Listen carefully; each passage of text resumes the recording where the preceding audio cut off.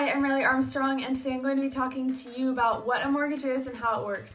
So as you're excited about this new chapter of your life and you're ready to buy a house, you have to start thinking about how to take out a mortgage. And that can be stressful, so I'm here to relieve some of that and give you some steps. So you're going to go to the bank and you're going to need to take out the amount of money that you're unable to pay up front for the house. And then you will have to pay that back monthly with an interest rate that is decided by the bank. So you can pay that back 10 years, 15 years, or 30 years, and that's also determined by the bank.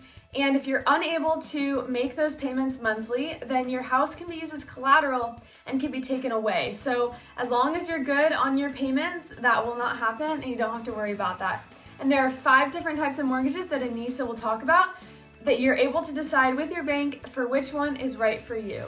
And now on to Anissa. Thanks, Riley. Okay, so today I'll be discussing the benefits and interest rates of the 5 types of mortgages Riley listed earlier. The first type of mortgage we have is the fixed rate mortgage. This has an average interest rate of 2 to 4%. This is a great option for people who like consistency over time. The second mortgage we have is adjustable rate mortgage. This has an average interest rate ranging from 1 to 6%. This is great for people who like to be flexible with their payments. The third option we have is the balloon mortgage. This has an interest rate of around 3%. This is great for people who plan to make more money in the future. The fourth loan we have is the Federal Housing Administration loan. This has an interest rate of around 2 to 2.5%. This is a great option for first-time homebuyers as it accepts lower incomes and credit scores. Lastly is the Veterans Affairs mortgage. This interest rate is around 2.5%. This is a great option for veterans as there's no required down payment or mortgage insurance.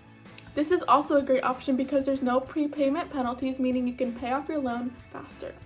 Now on to Emmanuel. Hey, thanks Anissa. Today I will be talking about mortgages and which group of audience should know this and the reason why. Everyone wants to buy and own a home.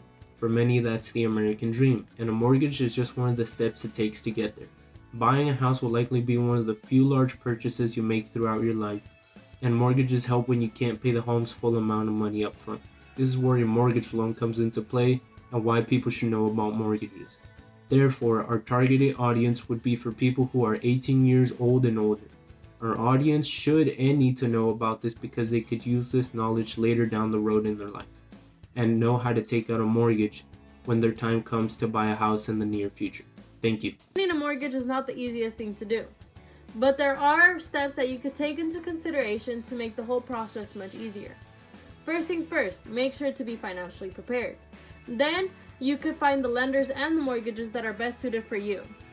After that, you will get pre-approved and you could start applying until you get accepted. Once you get accepted, you can start the underwriting process and hopefully be closing in on a home soon. But it is not that simple. There are requirements that you have to meet just to be eligible. One of them is to have a 3% down payment at the start. Another is to be able to provide a PMI. A PMI is a private mortgage insurance. This is a monthly payment that could start off rates from 0.15% to 1.95%. Another thing that they look at is your credit score. Your credit score has to be at least at a 620. Anything better gets you better rates and a lower PMI payment. You need to be able to provide 2 years of work history showing your current job as well.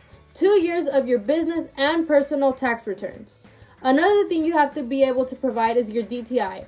Your DTI is your debt to income ratio. You can find this by dividing your debt to your gross income, coming at whatever it comes out, the maximum has to be 45%. Another thing that they look at is your cash reserve. This shows them that in case of an emergency, you have the money to make the payments. Hopefully this helps you with your mortgages.